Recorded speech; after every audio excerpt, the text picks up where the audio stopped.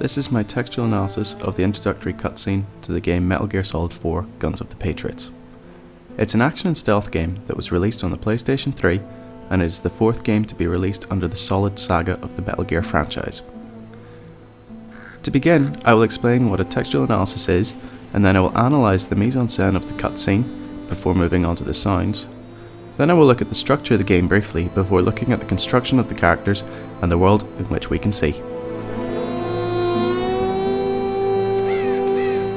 McKee, 2005 says, "We interpret texts, including film, television programs, magazines, advertisements, clothes, graffiti and so on, in order to try and obtain a sense of the ways in which in particular cultures at particular times, people make sense of the world around them. And importantly, by seeing the variety of ways in which it's possible to interpret reality, we also understand our own cultures better because we can start to see the limitations and advantages of our own sense-making practices."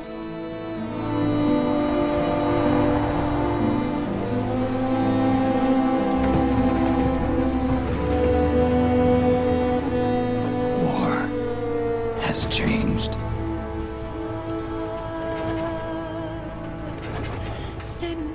It's no longer about nations, ideologies, or ethnicity. It's an endless series of proxy battles fought by mercenaries and machines. War and its consumption of life has become a well-oiled machine. War has changed. Already we can see that the beginning of the game is set in a Middle Eastern-esque country with dilapidated buildings and barren land. We can see a few low-tech military vehicles with a lot of men carrying weapons and protecting or hiding their faces. This is already suggesting that they are perhaps the outlaws or villains because that is how we would naturally perceive them to be.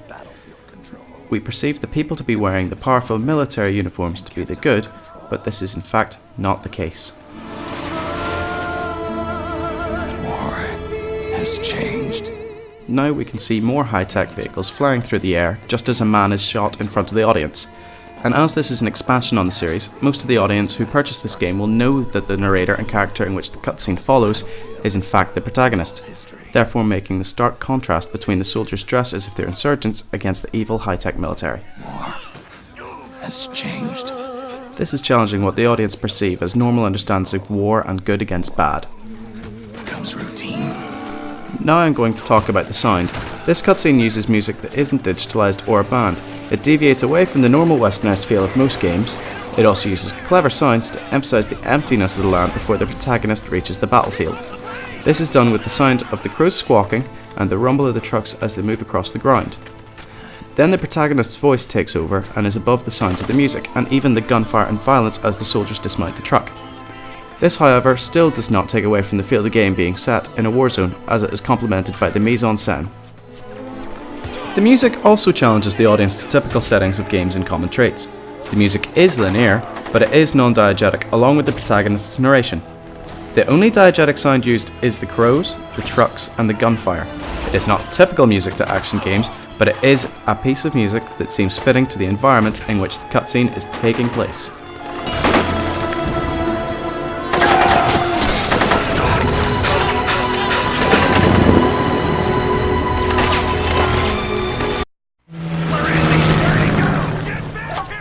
What you've just seen there when the footage jumps is the cutscene moving into a clever segment of action in which the player controls the protagonist, Snake, to learn the controls.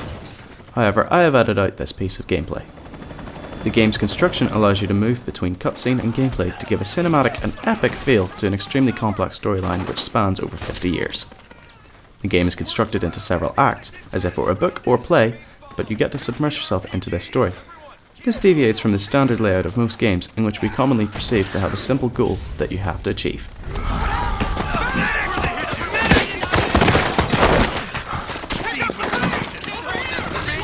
Finally, I'm going to talk about the construction of the characters which we can see. We know that the protagonist is an older man, which is an unusual thing. Why is there an older man on the battlefield, and why is he in this war? The protagonist who has been narrating over the cutscene appears experienced, like he's been in many wars, to know that war has changed. Most of the soldiers that you have seen are young men, or at least we perceive to be men, because the only shouting we can hear is that of men's voices. These voices are suggesting fear but anger as the military invade their land. It would be unusual to imagine women or children in this scenario, therefore they aren't included. The soldiers we can see are dressed in normal clothing with material covering their faces, which, as I said earlier, makes us think of them as insurgents compared to the military wearing uniform and carrying equipment. It would be unusual to see the main protagonist helping insurgents, so we are forced to assume that what we normally perceive as wrong and that the men in normal clothing are the good. They fit into their world as people who are defending their town or city from the powerful military. It is a battle being lost by these men, but they continue anyway. This is because their land is all they have, or it's suggested, because these men aren't a military force either. They are normal men in normal clothes defending themselves. The opposing force fit in as the evil invaders.